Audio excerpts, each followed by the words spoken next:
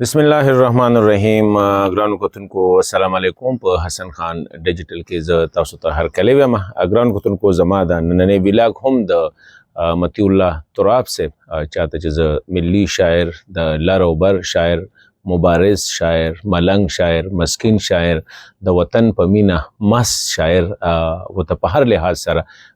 ویلی شم او دا وی سره وایم چې هغه د دې وخت چې کوم دی یو داسې مبارز شاعر و چیرې د هغه غونته کې شاعر نه په ښکته پښتونخوا او نه په بره پښتونخوا کې به په دې لنډ وخت کې مونږ لیدی شو یا پیدا شوي وي. اوس مسله څه ده؟ د داسې شاعر چې د هغه په مړینه باندې ټول افغان چې دی هغه خپه، که ځوانو که ماشومو که زنانه وه که ملکو که عام خلکو که عام افغانو که مجاهدو که طالبو که پښتونو که تاجکو که هزاره ټول پې چې کوم دی رایو ځای شو. خو بعضې بدقسمتۍ ته ګوره چې په دې موقع چې دا د افغانانو دپاره د کم چې د هغه مرام و د مطیع الله تراب صاحب مرام سو، هغه یو عام سړی و، یو مزدورکار سړی و، خو ویژن یې ډېر غټ و. زه وایم چې د ډېرو لویو پښتنو نه افغانانو نه د هغه ویژن ډېر زیات لوی و. د هغه مرام د پښتنو او د افغانانو یووالی، د هغه مرام د ملت پیاوړتیا، د ملت استقلال و. هغه یو داسې افغانستان خوب لیده چې هلته کې به زمونږ خویندې میندې لوڼه په عزت کې وي، هلته کې به زمونږ مشران په عزت کې وي، هلته کې به موړ افغانستان پرامن افغانستان. هغه دا غوښتو چې چېرته به ټول افغان ولس که لوی دی که وړیکی دی که طالب دی که مجاهد دی که کمیونست دی که جمهوریتي دی، دا ټول به په یو ټیبل باندې ناسته کوي، په یو دسترخوان باندې به دوی خوراک کوي. دا د هغه مرام او د هغه یو شعر به تاسو اورېدلی چې زما جنازه اوچته کوي نو چرته لاړ شي. ما په خیال د کوزي پښتونخوا او د برې پښتونخوا یو کلی داسې نه دی پرېښی او د هغې هغه خصوصیتونه د هغه قبیلې هغې ټولې یادې کړې وې. خو بیا مونږ وکتل چې یاره د هغه د مرګ نه پس په سوشل میډیا باندې څو کسانو چې کوم دی دا اعتراضونه شروع کړل، بلکې دا جوابونه شروع کړل چې یاره مطیع الله تراب صاحب چې کوم دی په خپل مرګ نه، په طبي مرګ نه، بلکې هغه وجلی شوی دی. او هغوی دا وایي لکه ډاکټر ته چې کله هغه تللی دی نو خو دا وایي چې یاره مطیع الله تراب صاحب چې کوم دی دا د زړه په رنځ باندې چې کوم دی د زړه د رنځ د وجې نه مړ دی. بله ما یو خبره کوله چې مطیع الله تراب صاحب دا کم چې وشو نو هغه یو خبره کوله چې د بل وجلو نه پس بیا مو ځان وجنه کړې ده. دا مطیع الله صاحب به دا خبره کوله چې یاره لکه مونږ پښتنو افغانانو که بل وجلې دي د ازادۍ دپاره د وطن دپاره نو د هغې نه پس مو د ځان وجنه کړې ده. نو بالکل هغه په دې باندې پوره راضي. بل طرف ته هغه یو خبره کوي چې یاره وطن آبادي به څنګه کېږي، دا یو غټه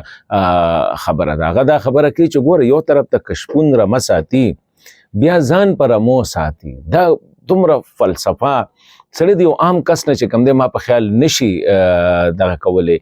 توقع لرلی چې یو کس چې مزدورکاره دی، یو ولډر دی، یو خبره یو دغه د اوسپنې کار کوي، هغه د دومره غټه خبره چې یو خو دا خبره ده خو د افغانانو دغه مشاهده چې د ځان وجلې نه پس بیا مو ځان وجنه کړې افغانانو ته. واقعي که کمیونست راغلی مجاهد وجلی، مجاهد راغلی بیا مجاهد وجلی، مجاهد راغلی طالب راغلی مجاهد، جمهوریتي راغلی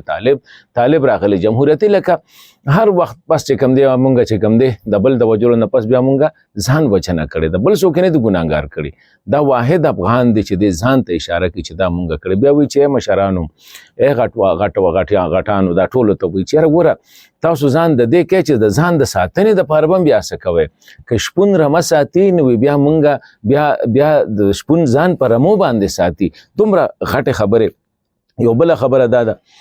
چې ګوره هغه وایي چې 20 کاله مونږ د ازادۍ جنګ وکړو. دا دور ته چې کوم دی دا کم چې د طالب او د دغه د امریکې او د دغه دا دې ته وایي چې 20 کاله موږ اوس په 20 کاله د ډوډۍ جنګ کوو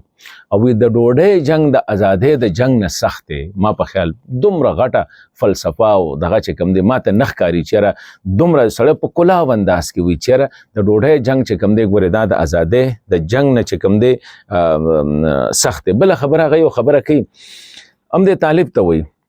چې ګوره مونږ دا جګړې کړې دي، دا افغانستان دا کابل چې کوم دی 100 ځله روان شو، مونږ درې امپراتورۍ چې کوم دی هغه مونږ شکست ورکړی دی، خو دا مونږ په تعویض په دم درود د چا په دوا نه دی کړي. هسې په افغان خاوره باندې کېناستل او دا خبره کول چې یاره دا مونږ چې دا کړي دي دا مونږ د خپلو مټو په زور کړي دي، نه دا مونږ د عدم په تشدد وکړو، دا وي دا د تشدد وکړو، دا عدم تشدد وکړو. په دې باندې خبره کوي لکه زه یم چې د یو غټ سیاسي لیډر دومره سوچ باندې یو غټ فلاسفر چې یاره لکه دا 20 کاله مونږ چې کوم دی دا مونږ دا نه دی چې بس مولانا صاحب دوا کوله په جومات کې ناسو او مونږ یا تعویذونه کړي دي یا د چا د پیر دوا وه یا چې کوم دی لکه خبره د دې څیزونو نه هم افغان رایستلو کوشش کړی دی. نو مطلب خبرې مطلب مې دا دی چې یو داسې شخصیت چې هغه د افغان ملت او بیا د لر او بر د پښتونخوا خبره کوي، د امن خبره کوي، د پیاوړتیا خبره کوي، د سیالۍ خبره کوي او په داسې وخت کې چې څوک دا خبرې کوي نشي. یو داسې کس چې هغه خبرې زما په خیال باندې ډېر افغانان، ډېر پیاوړي غټان، بهادر، قبیله مشران، سیاستوال، مولان، مجاهدین چې کومه خبره په استعاره کې نشي کولی، دا باقي چې تراب صاحب چې کومه ده هغه نیغ په نیغ او په مخې کړې ده او د ډېرو غټو غټو خلکو په مخ کې کړې. تاسو ګورئ اخره کې د نارنج ګل مشاعره کې چې دی هبت الله صاحب ته وایي چې کندهار پرېږده راشه کابل ته، د کابل نه بغیر نشل کیږي، که ته افغان جوړول غواړې، افغانستان جوړول غواړې، نو کابل زمونږ مور ده، دلته کې به راځې په دې غېږ کې به کښېنې. ورته وایي چې راشه د ممندې پګړۍ چې کوم دی هغه به درته خلک په سر کړي، دغلته کې مه کښېنه. دا څومره غټه خبره. بیا د ښوونځو خبره، د تعلیم خبره، د خویندو میندو خبره. واقعي یو داسې شخصیت چې هغه په هر لحاظ سره یو ملي فلاسفر ته مونږ ویلو شو. دا مو وایم ما هغه ورځ لیکلي و چې یاره هغه مثال د چاسر جو پر چاسر چې کوم دی دا د انګریزي ادب ډېر لوی شاعر و، دا هم د دقه شانتې ګرځېده به په کوڅو کې به هغه ملنګ غونته کې دا دغه. نو که د مونږ وګورو نو زمونږ مطیع الله دغه چې کوم دی د غټ په هر سټیج باندې د خبره کوله، د ملي وحدت خبره کوله، د لوی افغانستان خبره کوله، د لر او بر د امن خبره کوله، د یو داسې افغانستان خبره کوله چې هغه با استقلال وي، پرامن وي، هلته کې خویندې میندې هر افغان د امن ژوند کوي. دا د هغه ویاړ و او د هغه په مرګ نه پس ښکارېدله داسې چېرې ټول افغانان را یو دي. خو د بعضې بدقسمتۍ نه چې کوم دی ما کتل چې هغوی دا خبره کوي چې یاره ګنې د ټیک ده کیدای شي په مشاعرو باندې پابندي لګولي، خو هغه دې پروا نه ده ساتلې. مطیع الله خو داسې کس و چې هغه باندې چا زور راوستی دی، هغه د خپل خیالاتو نه دی اورېدلی، خپلو خبرو نه دی اورېدلی، دغه خولې وه په دې خولې باندې هغه چې څه پړه باندې و هغه ویلي دي. نو زما خیال دا دی چې یاره دا موقع داسې ده چې افغانانو له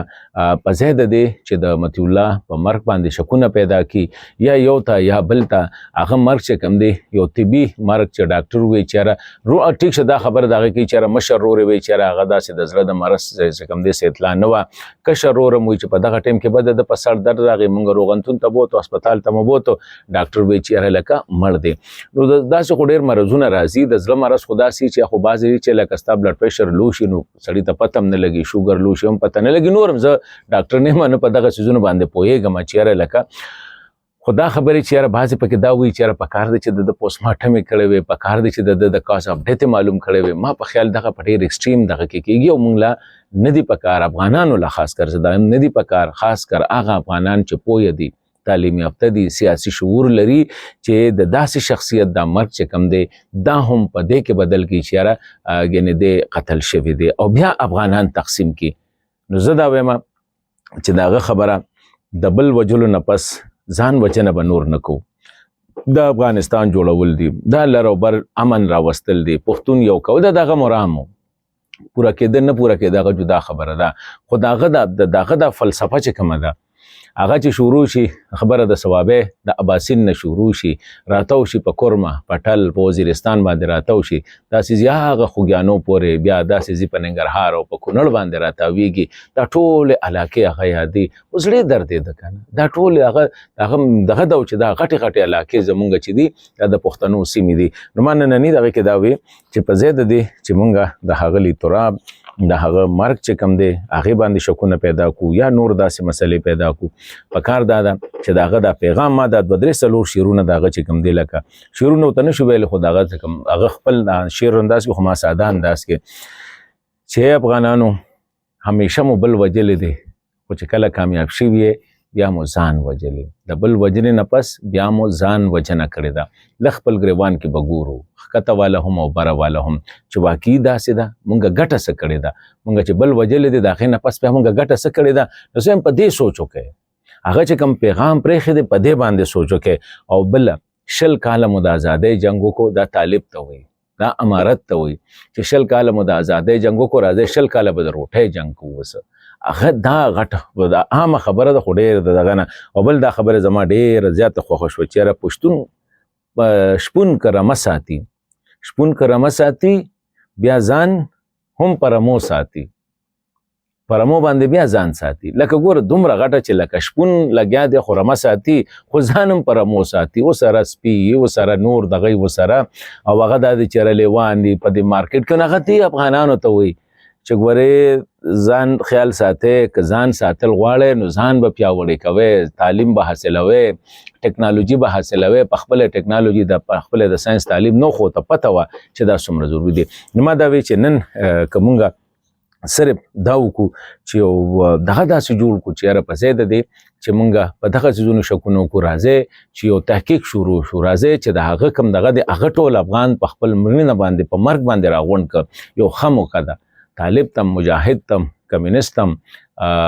جمهوریتي تم، قبایلي تم، مشري تم، ازبک تم، تاجک تم، هزاره تم، چې راځئ چې یو شو نو افغانستان به جوړي. که دغه شانتې ټوکړې ټوکړې یو، دغه شانتې د وجود لاس هلته کې دی، خپل هلته کې د سر بل ځای کې دی، نو دغه شانتې ټوکړې ټوکړې به پراته وو، دغه شانتې د افغانستان به ټوکړې ټوکړې وي. نو زه وایم په دغه باندې شکونه پیدا کول په ځای باندې پکار دی چې دا تعلیم یافته باسواده سیاسي سوچ لرونکي افغان چې دی دا د هغه په فکر باندې، د هغه په فلسفه باندې، د هغه په مرام باندې، د هغه په هغه چې کوم مقصد و په هغې باندې سوچ وکړي او هغه مخې ته راولي.